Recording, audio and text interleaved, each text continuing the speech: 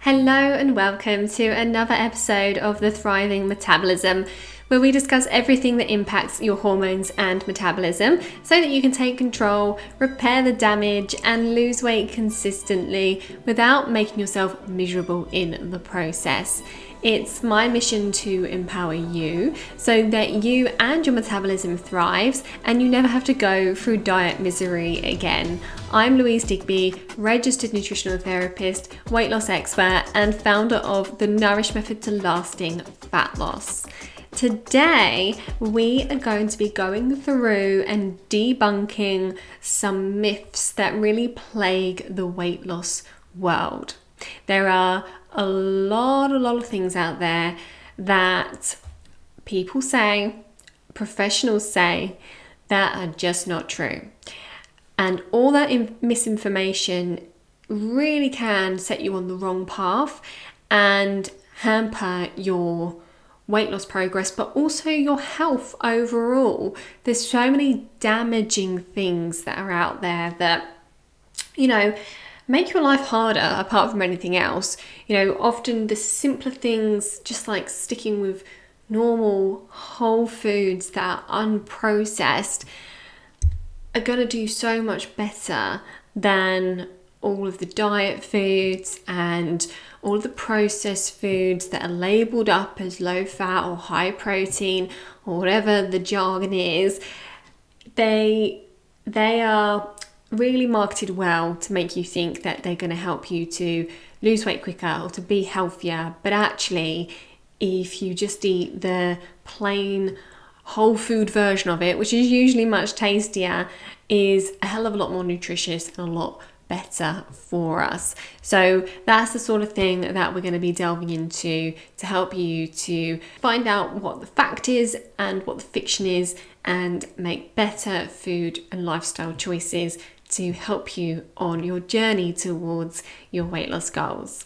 So the first one is, the myth is you have to eat less to lose weight.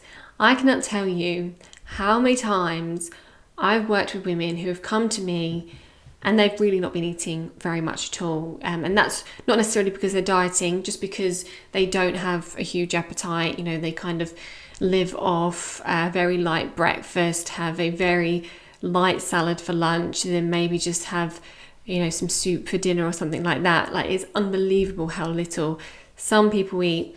And they're probably not getting over 1,000 calories a day in many cases, and yet they're struggling with their weight.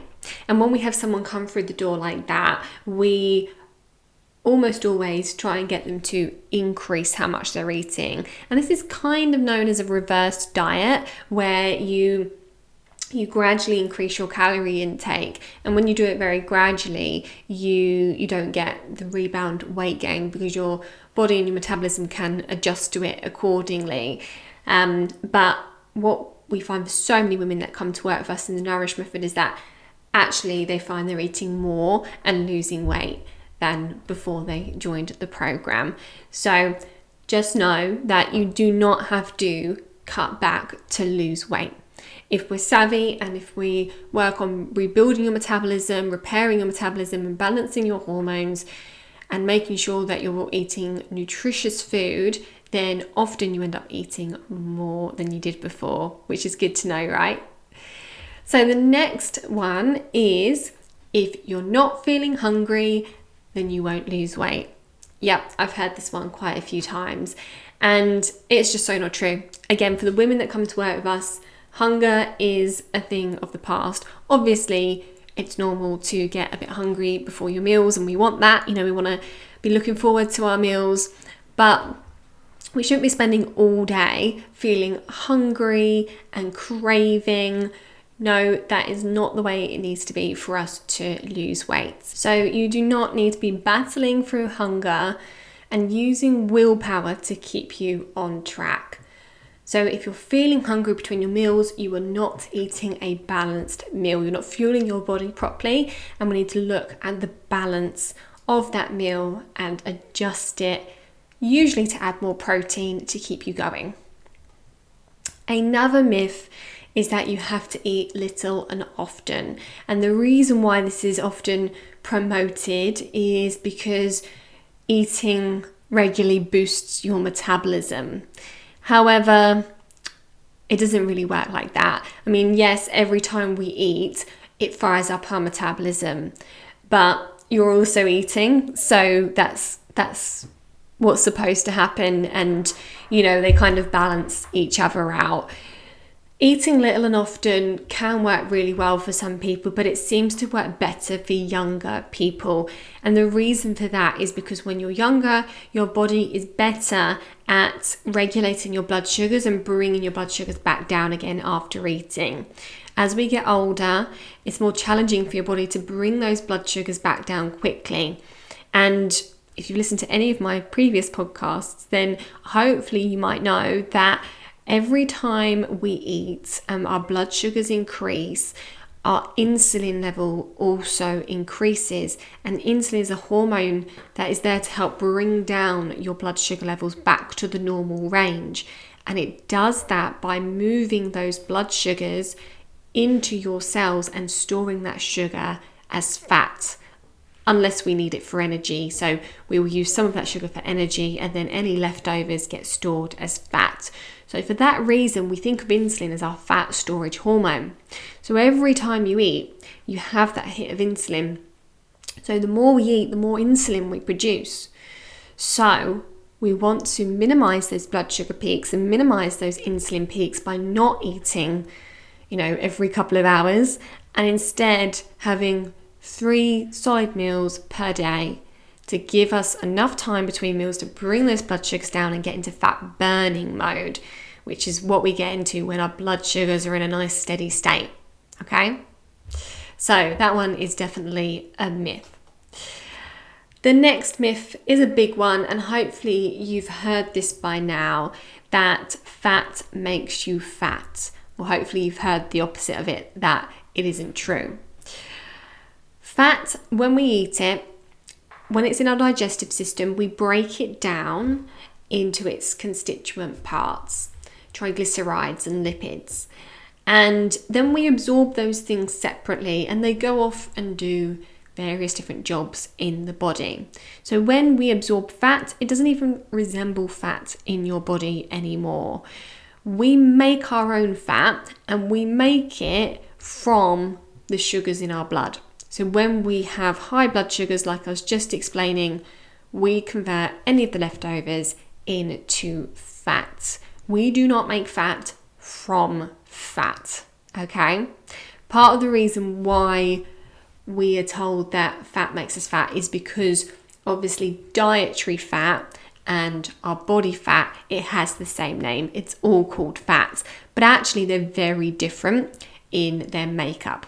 So really, that's big thing that causes the confusion, is that they're called the same thing, although they are very different. So we need to think of dietary fat as something entirely different to our body fat.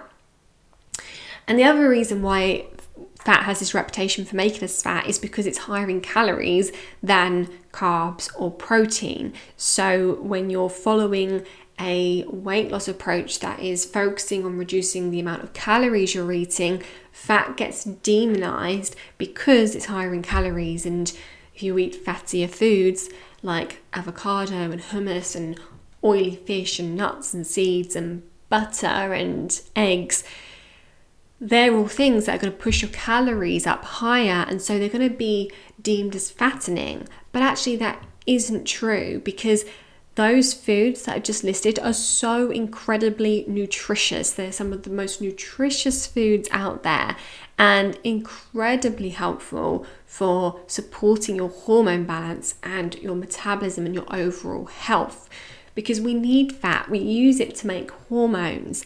And if we don't have enough fat, our hormones can become disrupted.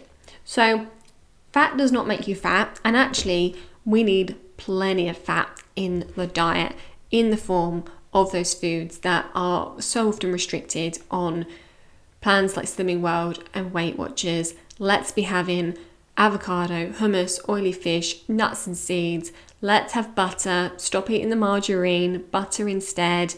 Eggs and cheese, and all of those sorts of things that we've previously been told we cannot have.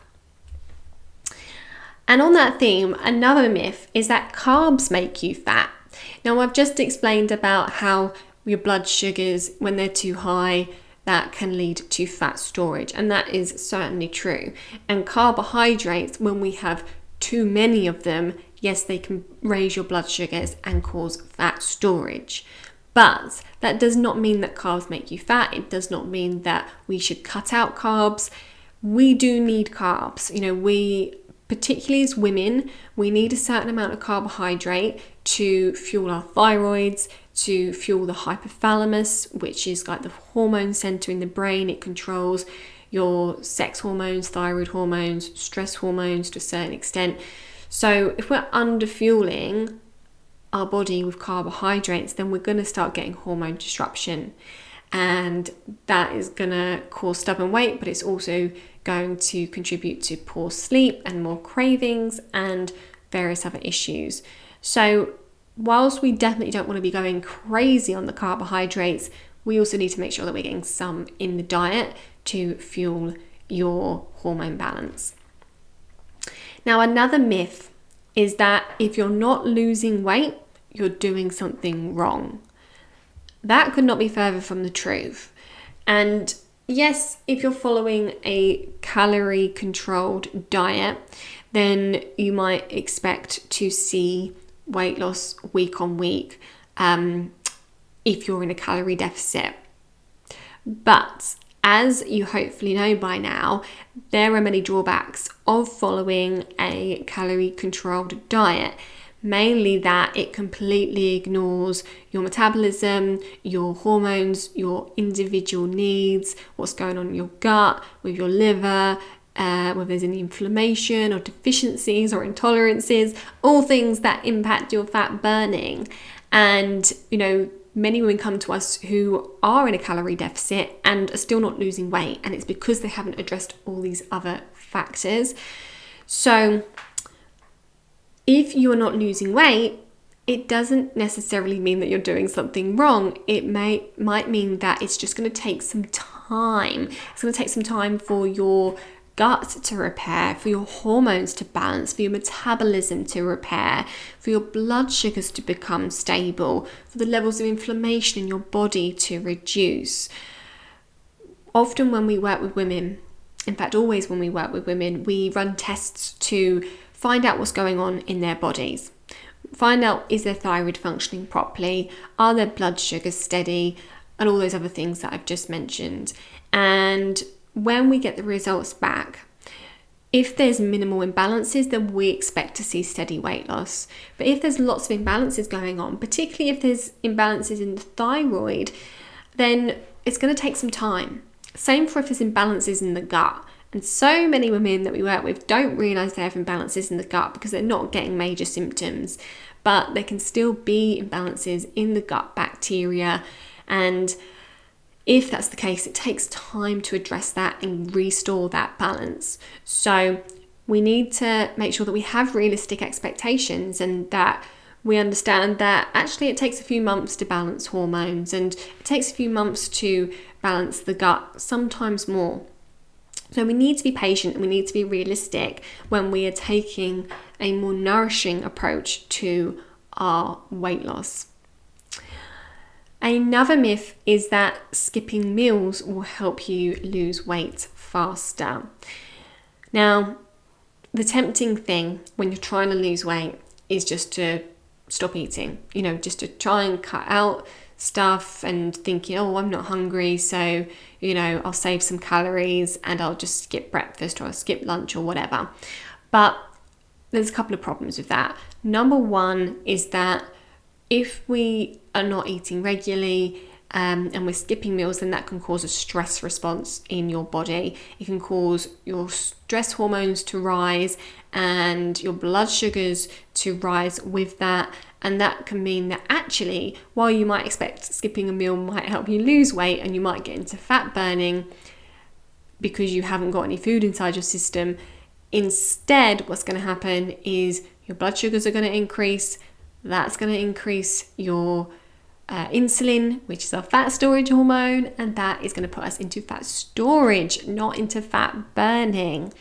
So particularly if you're someone who is very busy, who is quite prone to stress, if you're quite highly strung, if you're someone who's quite anxious, if you're always on the go, then skipping meals probably isn't going to help you with your weight loss. And actually, you're better off trying to eat. If you're not hungry, perhaps just have something light, but have something to give your body some fuel.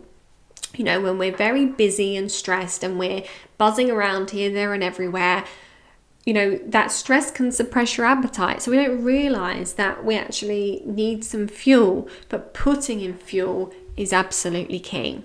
So skipping meals is probably not going to help you to lose weight faster for that reason. The other reason why skipping meals can, doesn't help you lose weight is because it usually comes back to bite you on the bum. And that's because you're probably going to feel hungrier and more tired later on in the day.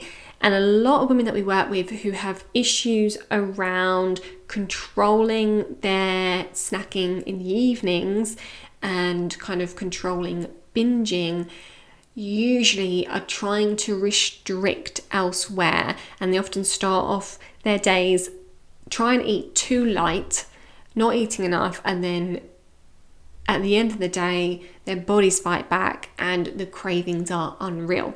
So eating more earlier in the day can really help to minimize that craving and overeating that can often come in the evening. Another big myth is that a calorie is a calorie, or that all calories are equal. That is the biggest load of rubbish I've ever heard. They just are not equal, okay? Let's look at 100 calories of protein and let's compare that to 100 calories from sugar. The impact that the protein is going to have on your body is going to be completely different to the impact that the sugar is going to have on your body. The protein is going to be digested slowly. It's going to fill you up. It's going to provide you with nourishment and fuel for your muscles. And it's going to keep you going for a little while. The 100 calories from sugar is going to rocket your blood sugar levels sky high. That's going to cause insulin to be released, which puts you into fat storage, and that's going to cause your blood sugars to plummet. When those blood sugars crash, which they inevitably will, you're going to feel tired, you're going to feel hungry, you're going to be craving, and you're going to be absolutely desperate to find more sugar or carbohydrates to raise up those blood sugars and get you out of that slump. And when you're in that slump, you're also going to feel shaky, you're going to be hungry, you're going to be craving, you're not going to be able to concentrate. So trust me when I tell you that a calorie is not just a calorie. There is so much more to our food than just how many calories they have. And another big difference actually is that protein requires a lot more energy to digest it. We actually burn more calories when we're eating protein than we do sugar or carbohydrates. So when we eat 100 calories from sugar or carbohydrates, it's digested really easily and it goes straight into our system and we get that energy really quickly. Whereas when we digest protein, it takes a little while to digest it. It takes a lot more energy to digest it, to actually burn more calories. It fires up our metabolism more. So there is a big difference between calories from one food source and calories from another. And that is why it's so important that we're savvy about what we're eating. Another big myth is that you just need willpower. Again, this is so untrue. If all we needed was willpower, then there would be a lot more success stories out there. Because if all we needed was willpower, then really all we need is accountability. All we need is someone to keep us on track. And don't get me wrong, willpower helps, but there's lots of things that impact your willpower. And I see women who have all the willpower in the world and who don't lose weight. And I see people who don't have a lot of willpower but do manage to lose weight.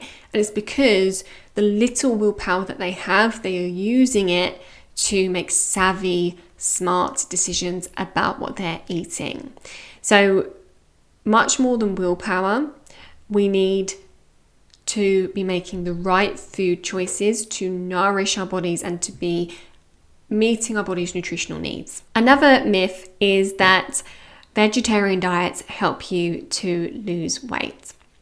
I've got a lot to say about this because you can have some really, really rubbish vegetarian diets.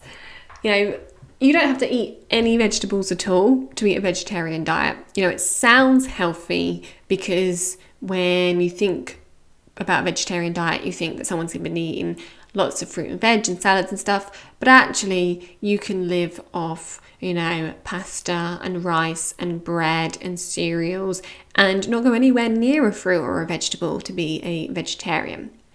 And I see that a fair bit where people are not getting the right balance in their diets. They're not meeting their nutritional needs, not getting enough fruit and veg, not getting enough protein, not getting enough fat, and really eating quite a one-dimensional diet, which is setting them up for inflammation and deficiencies and hormone imbalance and weight gain.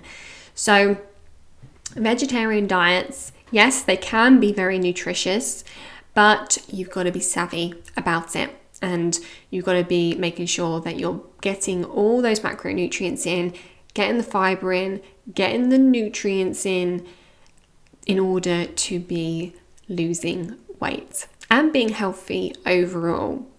And there are some real myths around meat eating at the same time.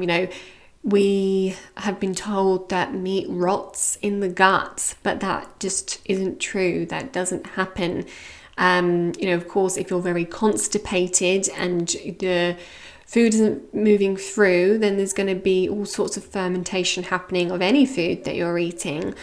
But otherwise, your meat just doesn't rot in the gut. And actually, good quality meat is extremely nutritious food, and some of the most nutrient dense foods are actually meats if they are good quality, as in free range and pasture fed or grass fed.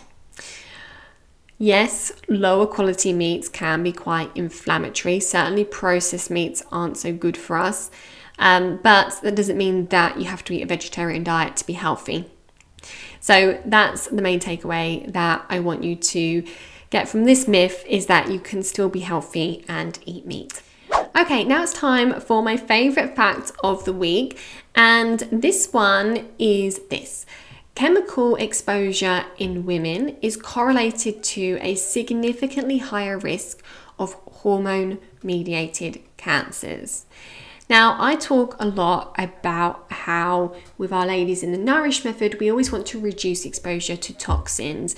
And with our clients, we talk about things like skincare and the amount of chemicals that are in a lot of skincare products and fragrances and air fresheners, but also plastics and, like Tupperware and water bottles and all sorts of things that we can come into contact with. And the reason why we talk about this is because your body has to detox all of the synthetic chemicals that are in there.